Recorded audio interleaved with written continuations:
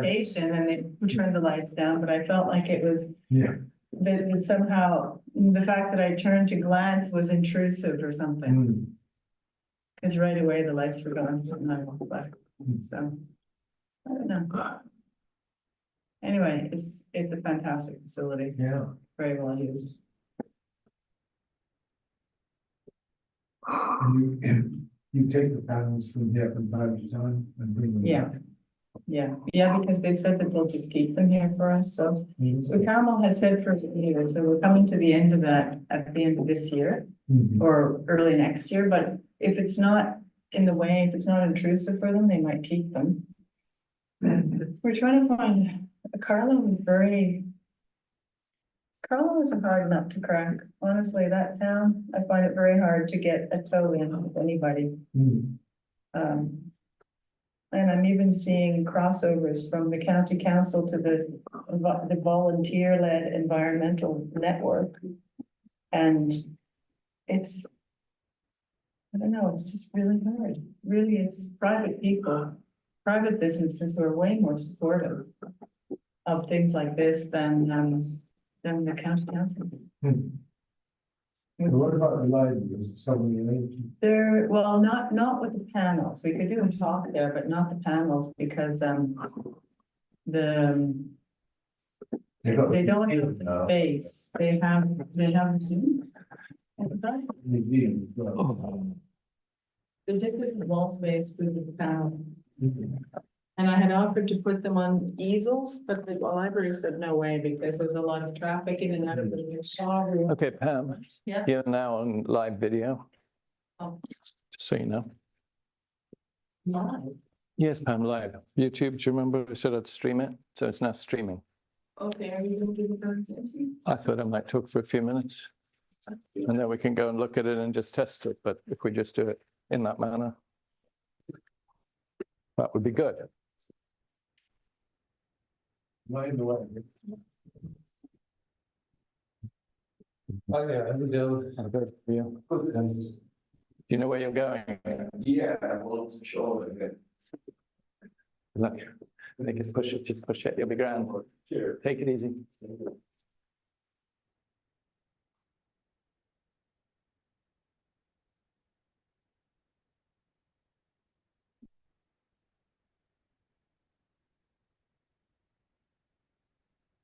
Are you ready? Can you turn the screen around so I can see myself, please? Thank you. I'm going to have to wear my spectacles because I can't read this up close. No.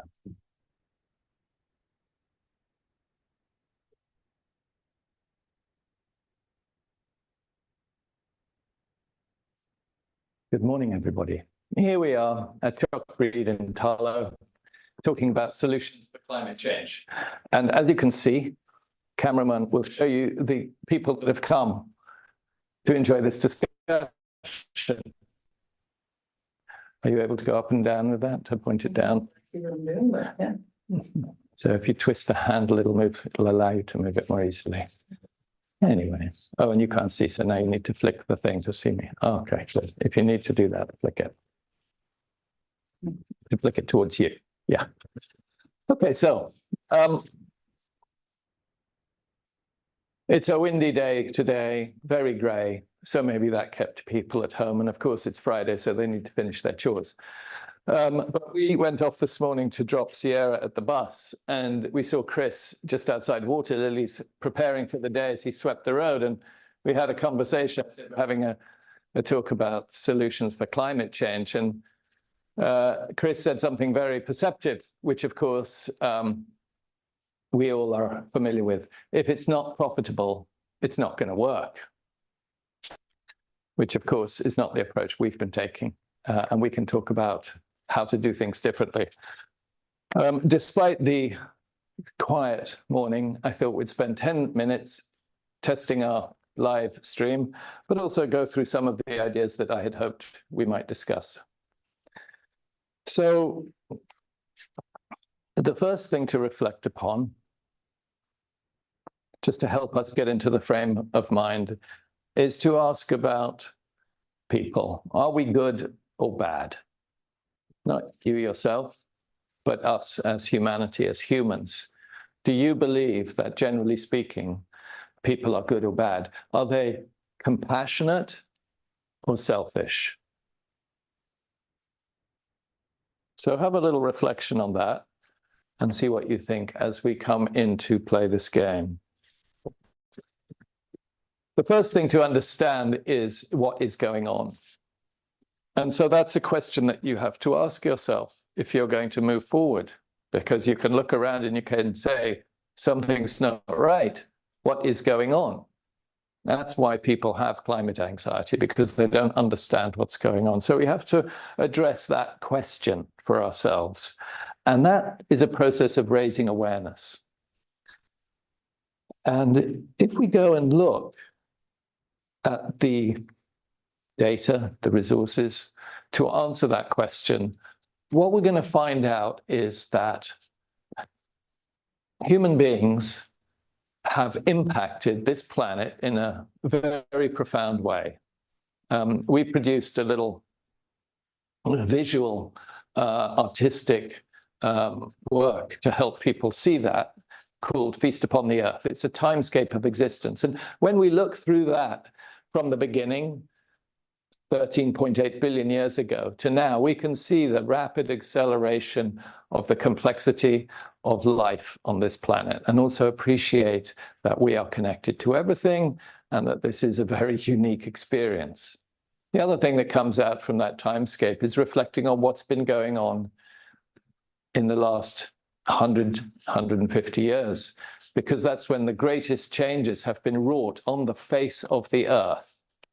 And many people look around and see the wealth and luxuries that we enjoy, the buildings, the warmth, the cars, the phones, the TVs, and so on, and think that everything is wonderful. But when you look at the big picture, when you take everybody into account, it becomes apparent that things are not quite as wonderful, because half of us are not sustained. We don't have housing, we don't have food, we don't have transport. We might have a mobile phone, because apparently 4.75 billion people are connected to social media. So that means 5 billion people have mobile phones, or at least they have use of mobile phones. So when we look back over that period, what we can see is in the last 100 years or so, the acceleration in many different areas of human activity. And this is particularly relevant in the consumption of energy, but we see it across the spectrum in terms of transport, technology development, rate of movement, and so on.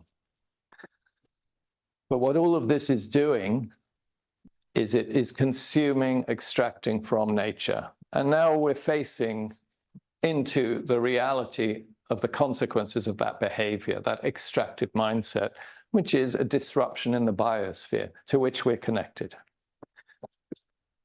So we then have to say, okay, we see a bit of a problem. We can understand what's going on a little bit. Now let's try and understand the context in which it's going on. How does the world work? How does the universe work? And how do we work as a part of that? So if we can step back from our own lives and reflect on those ideas, what we want to do is we want to look for consistency between people, consistency between humans and other life forms, consistency between the behavior of life on Earth and the universal cosmic dynamics that happen on a cosmic level, planetary. And when you do that, you start to see patterns of behavior which keep repeating. And one of the ideas you might see is the emergence of consciousness, the emergence of thinking over time, the emergence of awareness, the emergence of values, good and bad. That was the question we asked at the beginning.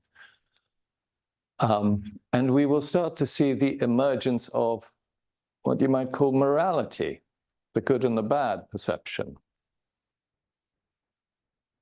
And if we step back, what we see is that what makes humans interesting is that we, among a few other life forms, exhibit decision-making, choice, free will at a certain level, and we can actually choose to sacrifice our own well-being for the benefit of other people, other life forms, or even for the planet.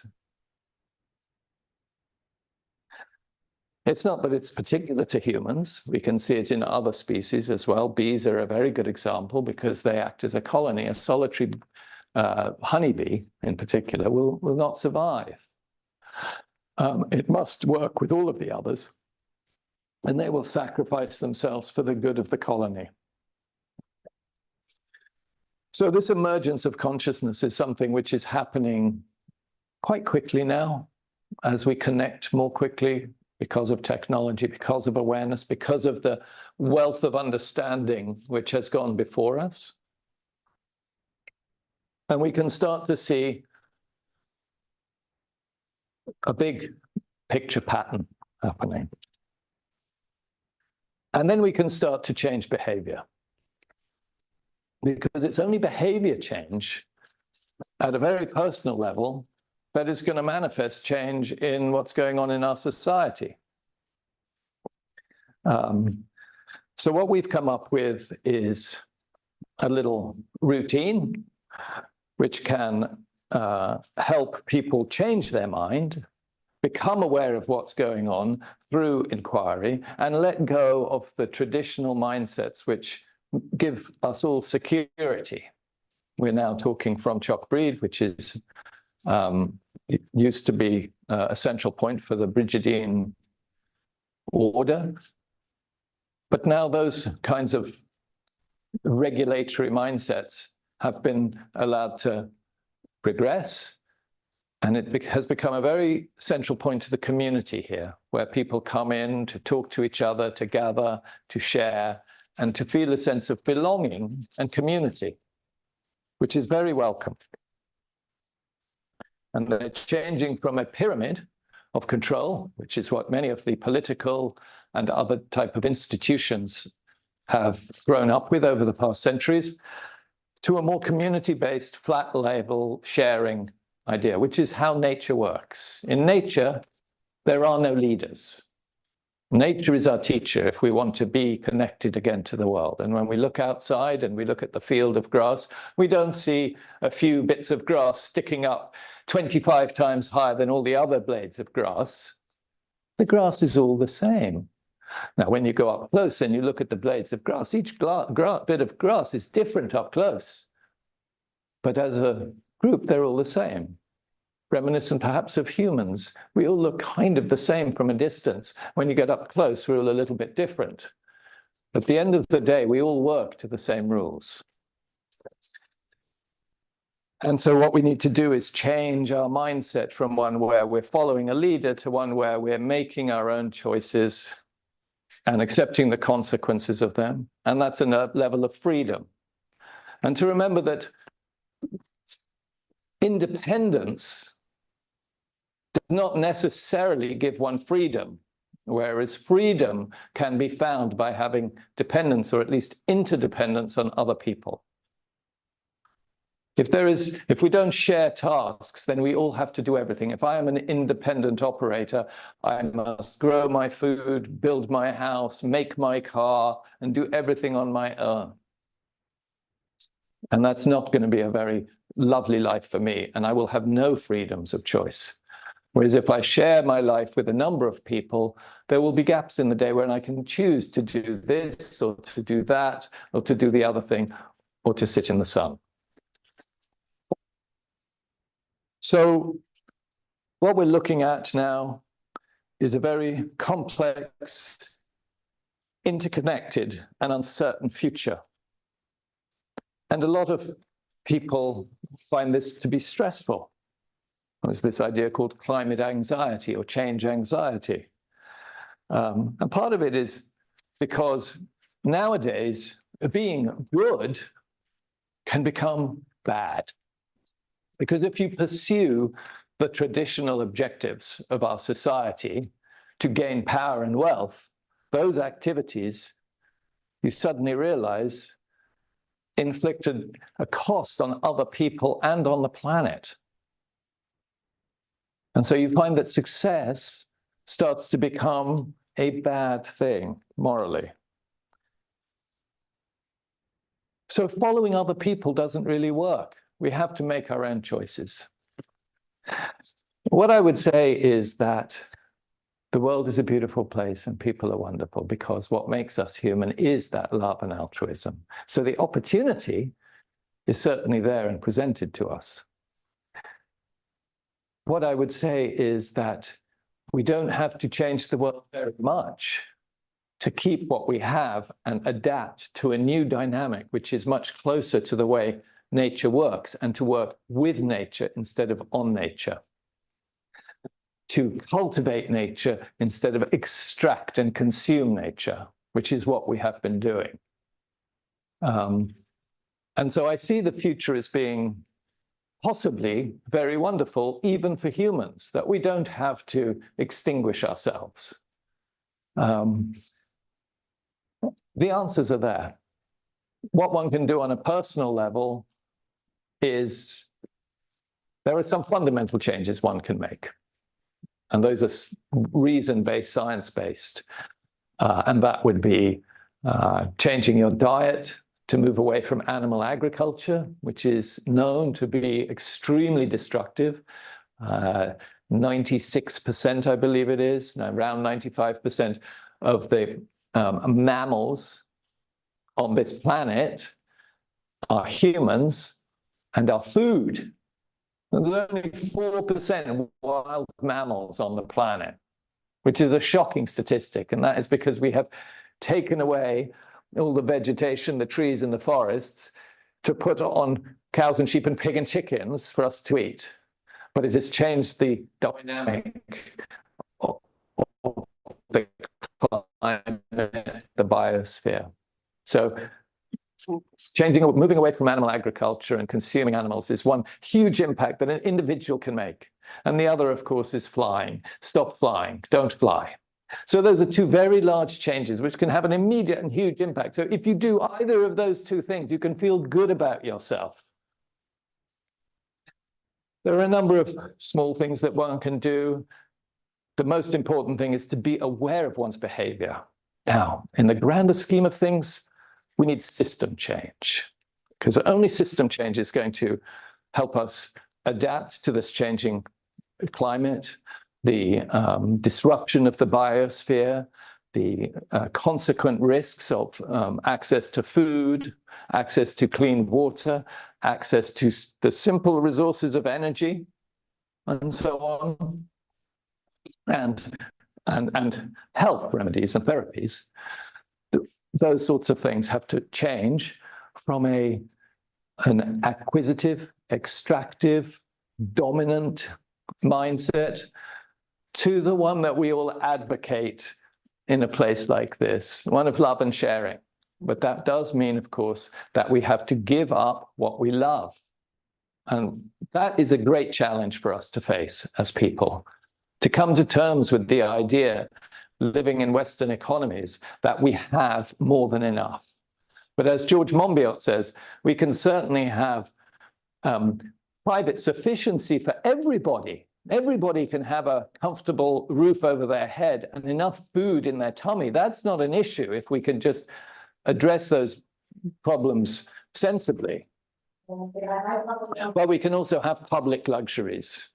We can also share in access to the good food, the variety of foods. We can have public luxuries such as sports facilities, libraries, educational facilities, not good education for some and modest or no education for others. We can change the pedagogy. We can change curricula so that people understand the world we live in from a young age instead of being taught fairly distracting concepts which remove us from the reality of nature. So I think the future can be very bright, and we can choose a future. Now, the other idea that has bothered us is how to get the answers across simply. And so we've come up with a little ditty, breathe, think, flow.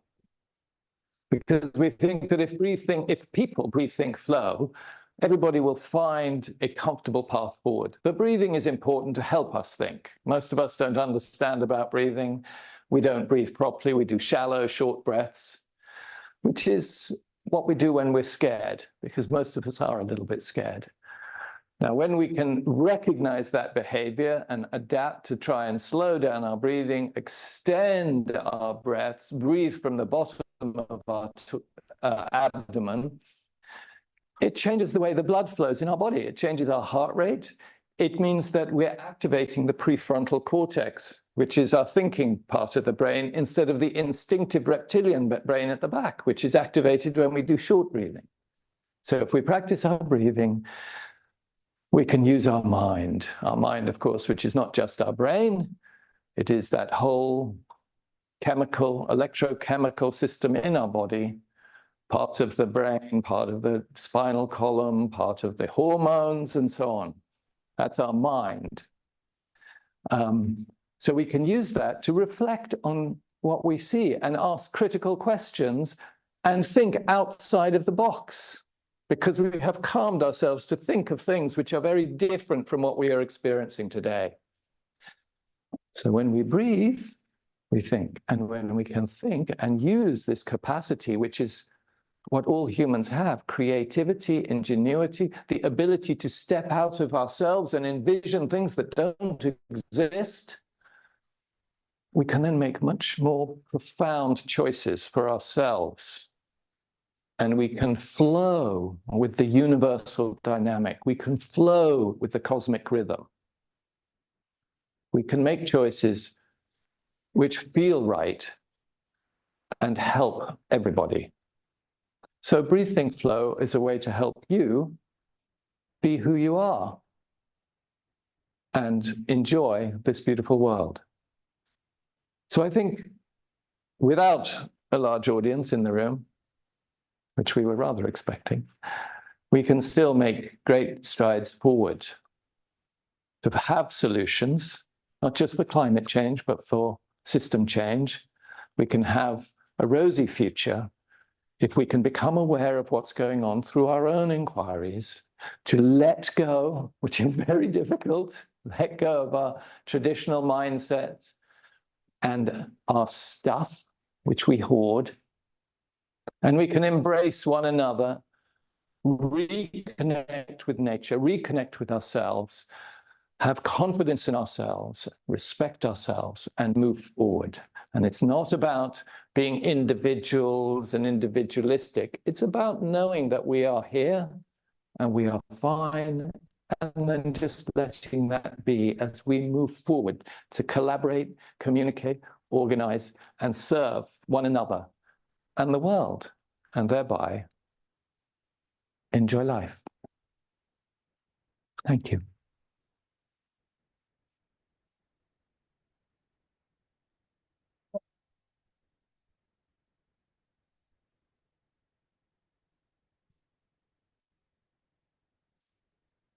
Forgot to record it.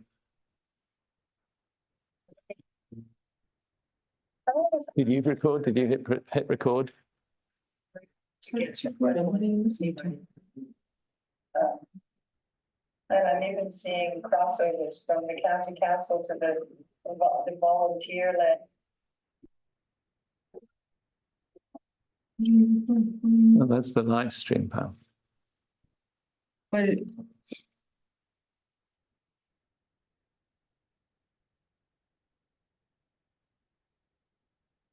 so you don't have access to the live stream when it's done?